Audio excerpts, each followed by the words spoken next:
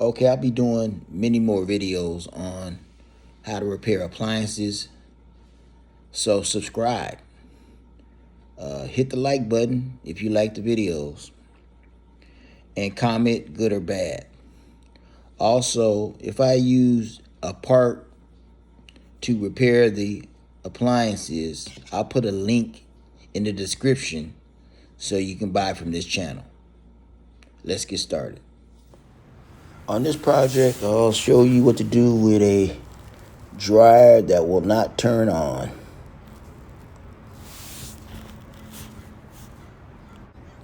Okay, as you can see, this dryer is in pretty bad shape. So let's see if we can turn it on.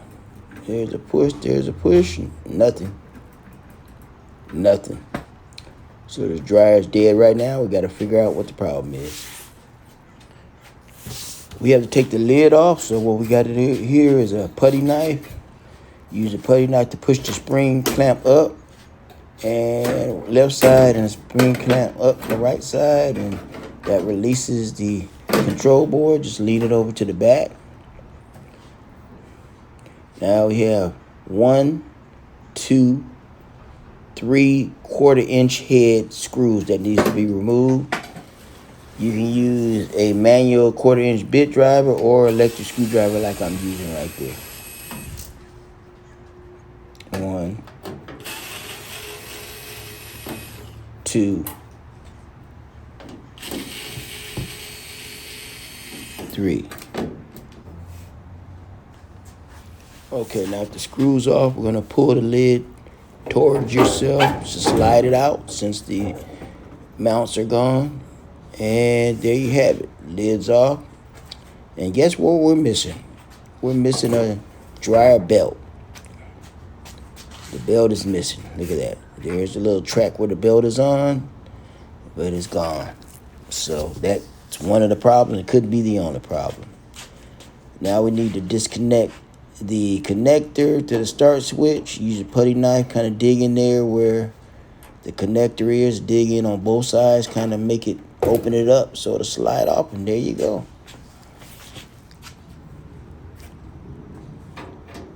Okay, now you need to take off a 1/4-inch screw for the front panel.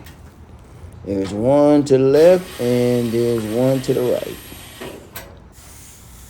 Okay, now we're going to move the lower door. You need putty knife to stick in there where the clamps are. Just stick in there and pull on it. And it pops out. 1/4-inch screw there. 1/4-inch screw there. And the 2 springs that are supports for the door. Just take both the springs off. Just pull down on them and take it off the hole in the bottom of the panel. And just get your 1/4-inch screwdriver and remove the screws that mount the bottom of the door.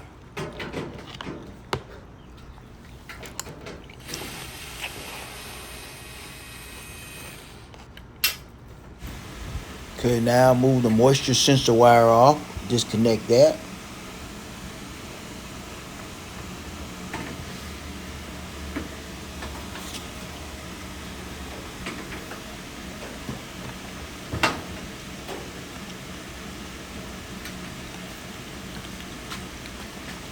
Now you can pull the front panel off. Okay, I'm gonna move this lower door and put it out the way. Pull the dryer drum out, slide it, and look at the lint buildup in this dryer. Oh my God, it hasn't been cleaned in years. Look at the belt. There's your broken belt laying right there. But look at the buildup of lint. Yes, this is a pretty bad case of lint buildup. Luckily, it didn't catch on fire. Usually, a thermal fuse will blow because of all the heat where the lint build up and going all around the components. But the thermal fuse was tested and it's still good. There go your belt right there. But this is excessive amount of lint that's built up over the years and has to be removed. A lot of times these are the problems. They coat motors up, coat components up, and it heats up the dryer because of the thick coat of lint. So this is a severe case of lint buildup, and it definitely has to be removed, cleaned, and make sure that's wide, open, fresh, and nothing clogged. So that's what we're gonna do. We're gonna vacuum it out really good, clean it up, and make it fresh again.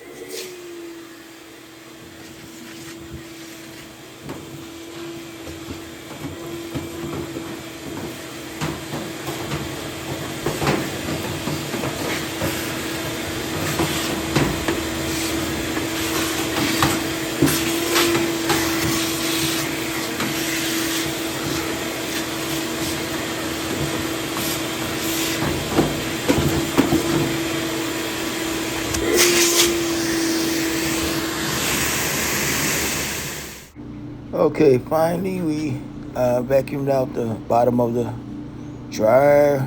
Oh man, a lot of lint. So as you can see, I cleaned it up pretty good.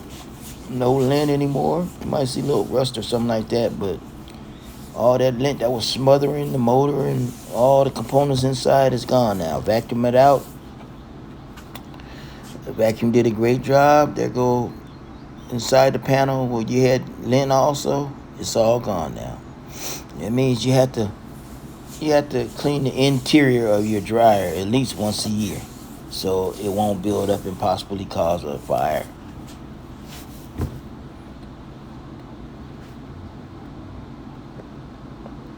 Okay, we see this dirty, the lower door, pretty dirty. Kind of cleaned her up right there. Took about 5 minutes. And here's the top door. You look at all the buildup of lint there also. There's the duct system. You got a little change in there. And look at all that lint around the roller and all that. And I took the guard off, the lint filter guard, and you see all the buildup of lint in there. So this thing was almost like pneumonia, just full of crap inside the interior of the dryer. So it has to be cleaned out. And this part right here is where the lint filter slides down into. Look at all the lint jammed up in there. Years and years of lint built up. Years. All that has to get out of there, so you can clean it up and have it breathing better, basically. Just like pneumonia will suck your insides out, well, lint will do that to a dryer. So as you see, the guard has been cleaned. So it has the duct. Look in there. There you go. It's clear and ready to install. So all the lint is gone. Now I'm showing you the two belts. The one that was on there before, as you can see, it broken with lint around it, and the one that's going on there. It's sitting right there on the drum. Yeah, that's the broken one right there. You can see where it broke off at.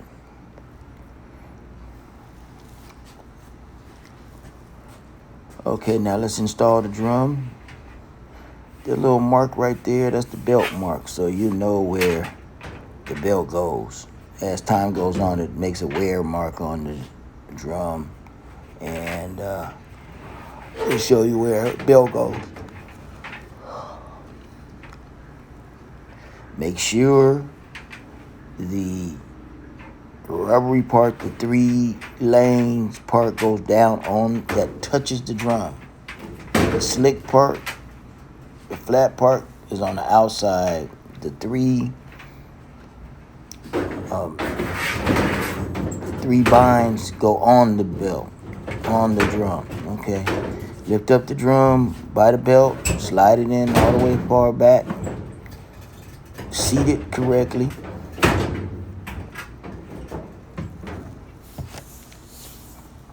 Now the belt should be hanging right around where the idler pulley is, where you can reach down, squeeze the belt, slide it under the idler pulley and over the motor pulley.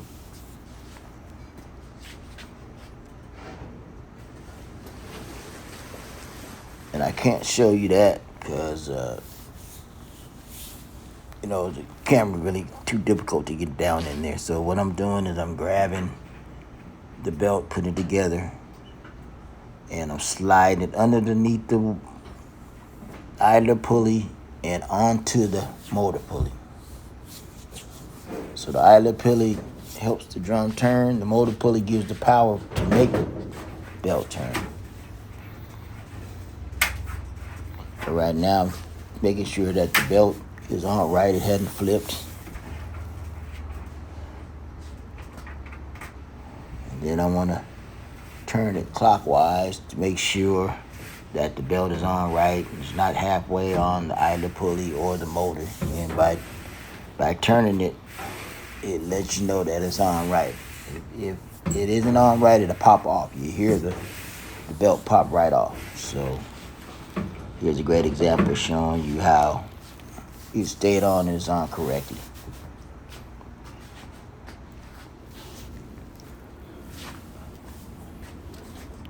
Now I'm installing the bulkhead front door part. Make sure the rollers go underneath the dryer drum on the bulkhead. If it goes on top, it won't fit. So you have to make sure it slides underneath the dryer drum. The 2 wheels, they go underneath. And if they're not underneath, it ain't going on the dryer. So once you have it underneath, you'll know, because it'll slide right on and you won't have any problems trying to mount it. It's a little tricky sometimes, but make sure the bottom of the door is pressed up against the side of the dryer, because by doing that, you know it's aligned. If it's still pulling out a little bit, then that wheel isn't completely underneath the dryer drum. So you have to play with it. You have to play with it a little bit to get it in at the spot, but eventually it'll get in. Not that hard. Okay, now I'm putting the 1/4-inch screw at the bottom of the door.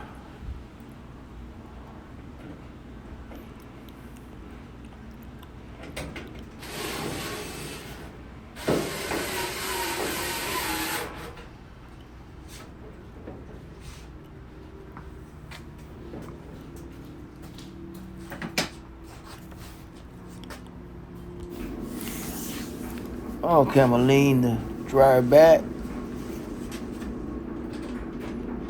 and I'm gonna put the moisture sensor plug back in. I'm gonna reconnect the door switch. Okay, now we gotta make sure the lint filter housing is in the right area. You got 2 1/4-inch screws that mount that. Okay, you see the dryer door don't have support, that's what the two springs are for.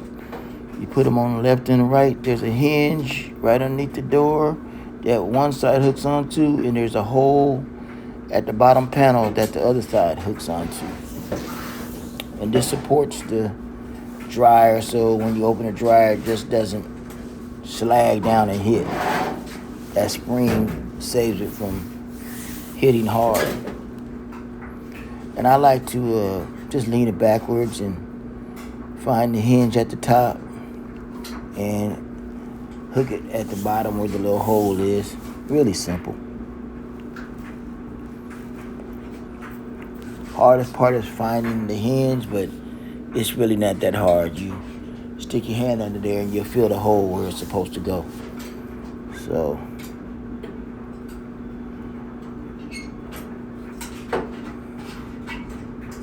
there's one.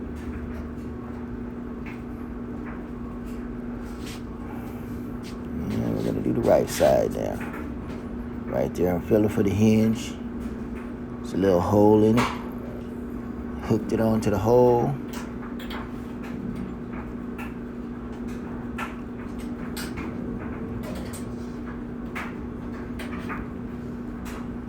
And then hook it at the bottom.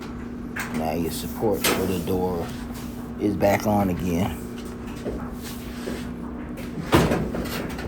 Okay, now you see the support now with the springs on there. It just doesn't fall flat.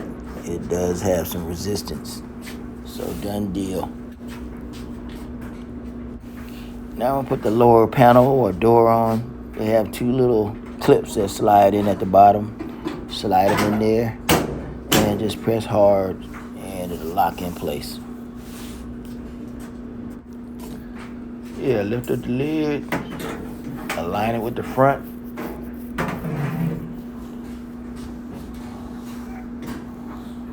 And slide it forward near the front, left and right. They have a little slot that it slides into. Plus, in the rear, you have 3 screws that's gonna mount the lid together. That's the 3 little screws you took off earlier. Kind of lift up on it and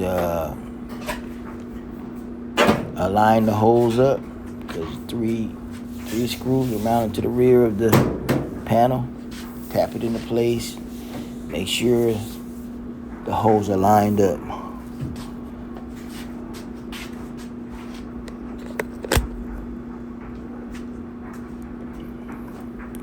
There's 1, 2, and 3.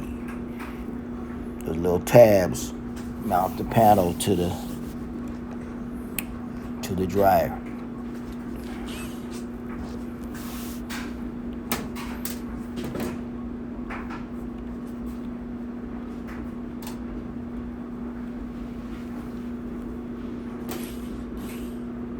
Okay, these are 1/4" screws.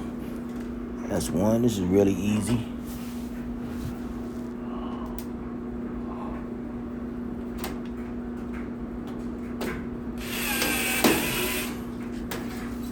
Two.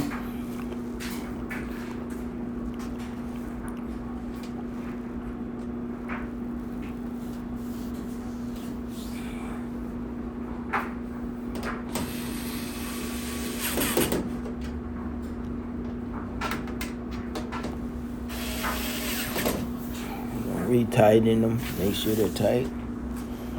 And there's a 3rd one of retightening.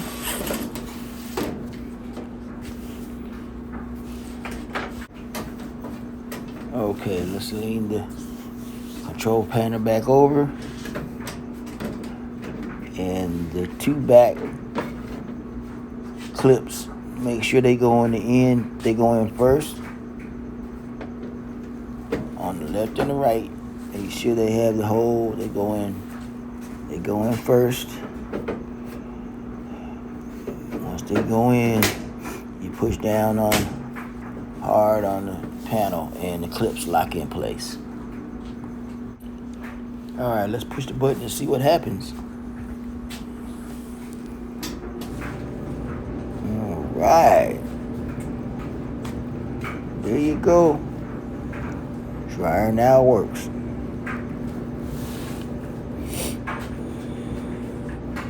here's extra surprise on how the dryer looks now. Completely refurbished. Looks really good now. Have a good one. Okay. I'll be doing many more how-to step-by-step videos on how to repair appliances. So hit the like button, comment, good or bad, subscribe to the station so you can see these videos. And if I am using a part to repair the appliance, a link will be in the description so you can buy from this channel. Have a good one.